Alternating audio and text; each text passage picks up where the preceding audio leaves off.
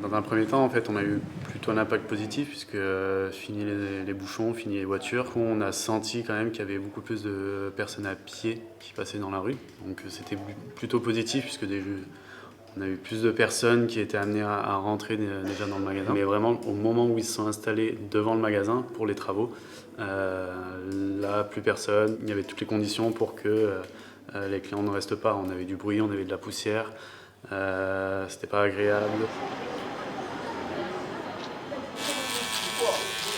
Avant, ça marche bien. Avec le passage, il y a plein de voitures, ils passent par là. Et maintenant, il n'y a plus le passage. C'est calme, c'est vraiment calme. C'est pas calme, c'est vraiment calme. Mais on travaille toujours, on n'a pas le choix. On a aménagé nos heures. Maintenant, on travaille plus la nuit. Parce que c'est là où on a remarqué que nos clients, ils avaient plus facilité d'accéder à la rue. On n'a rien eu, on n'a pas eu d'informations, on n'a pas eu de passage de quelqu'un de la mairie, ni de la métropole, ni de la TAM. On a été informés que par ce qu'il y a sur la rue, la pancarte. Le plus difficile à avaler, c'est de ne pas être prévenu. Donc tout peut se faire du jour au lendemain, sans être prévenu. Et c'est ça qui me révolte un peu. Aucune considération, aucun respect. On se demande dans quel pays nous sommes. Voilà, du jour au lendemain, je peux très bien avoir un camion devant la porte et la rue condamnée pendant une semaine.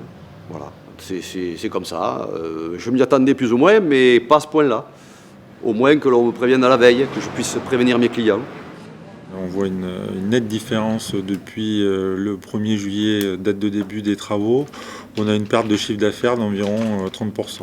On a un impact qui est quand même beaucoup plus faible, sachant qu'on a encore un accès rue Raoult pour les véhicules.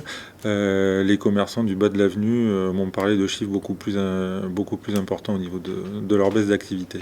On a perdu au moins 40% du chiffre d'affaires. Heureusement, il y a le lycée à côté, le collège.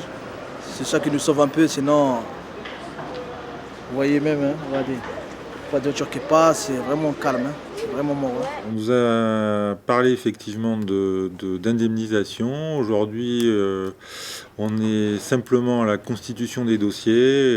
Là-dessus, on n'a pas de chiffres, on n'a pas d'éléments précis à ce jour. Voilà, c'est une publicité assez négative, le fait que l'avenue Clémenceau soit en travaux et que le reste de la ville soit en travaux. Les gens ont de plus en plus de mal à se décider à venir en centre-ville. C'est ça qui nous fait aujourd'hui très mal. Et après, quand c'est fini, ça serait un beau quartier.